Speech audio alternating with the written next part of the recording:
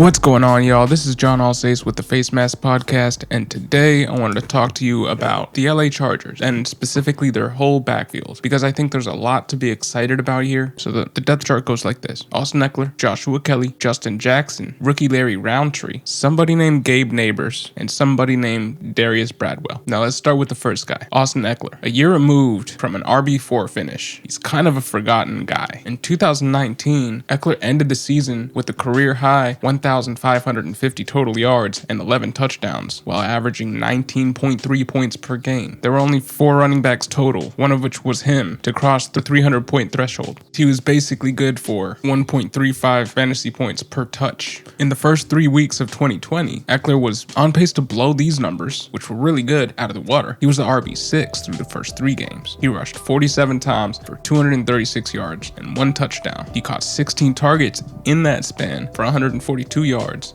and he was ahead of the pace where he was at last year, or the year before in 2019, at 19.3 fantasy points per game.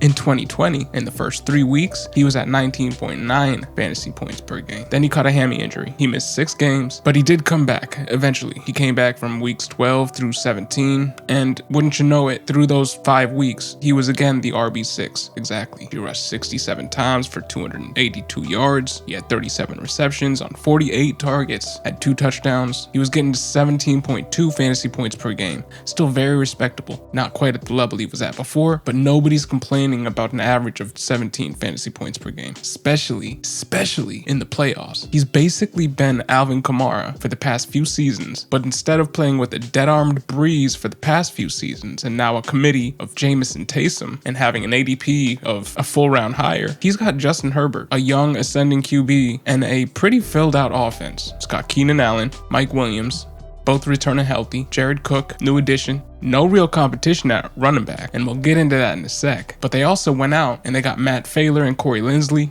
Since 2017, Matt Failer had appeared in 45 games, including 40 starts at both tackle and guard for the Pittsburgh Steelers. In the draft, they also selected Rashawn Slater, 13 overall. They also got another offensive tackle in Braden James, 159 overall. That didn't stop them from going out and getting Trey McKitty and Josh Palmer in the draft as well, filling out their tight end and their wide receiver rooms. But they drafted a running back, Larry Roundtree. I think he is the only threat to any sort of workload that Ekeler's going to be getting, and I don't think he's that much of a threat when you really dig into his profile, because he has a similar profile to Joshua Kelly and Justin Jackson, both of which conventional logic would lead you to assume that he would be taking over the role for these guys. But he's a 23-year-old prospect, so he's old. He has low athleticism stats, 4'6", 240. It's more than likely he'll replace Kalen Ballage as the 3-4 back in this offense. Joshua Kelly entered the pros, and he had a reputation of being an unexplosive runner, and he proved that out to be true by only averaging 3.2 yards per carry. He only found the end zone twice on 111 totes. He was not a pass catcher in college, and he didn't really develop into one in the pros. He got 23 targets and 13 games. He was also older for a rookie, not as old as Larry Roundtree, but he did turn 23 this past November. But he got passed up on the depth chart by Kalen Ballage, which kind of says all you need to say about Joshua Kelly. He was a healthy scratch as a rookie towards the end of the season. Justin Jackson is a guy that when he's been given the role and he's been healthy, he's been mildly effective. Not enough to the point where the team wouldn't go out and look for other options. But the other options that we've just been over, both of them are older young players for what that's worth, and not very athletic. And when you look at Austin Ekeler, you think uber athletic, and there's nobody else on this team with that profile. So really, outside of spot work, maybe some goal line work, I really don't expect another back to emerge here to any sort of fantasy relevance. I think this backfield is 100% Austin Ekeler's, and I think he has the talent. I know he has the talent to maximize the opportunities that he's given, and he'll arguably be playing in the best offense of his career. So do what you got to do to go and acquire Austin Ekeler. If you're in any redraft leagues, don't be afraid to acquire him at the turn. Pounce on him, because I think he will perform like a top top 4 running back because that's what he was in 2019. And he's going to be playing with a better supporting cast, much better. In Dynasty, keeper, I think you can still acquire him on the cheap. He's not viewed as a top tier option, and he's quote unquote getting up there in age. So you might be able to steal him from an owner who doesn't think very highly of him. But I think this guy's an RB1 until proven otherwise. And I don't really even think it should be much of a discussion at this point, especially in half PPR and PPR formats. What do you guys think? Do you guys think I'm completely off base? Do you guys think I'm too high on Austin Ekeler? Or do you guys think I'm exactly right? Or do you guys think he could be even better of a fantasy asset and finish as the overall RB1? Let me know in the comment section below. Thank you for listening. This is John Alsace with the Face Mask Podcast. Have a great day.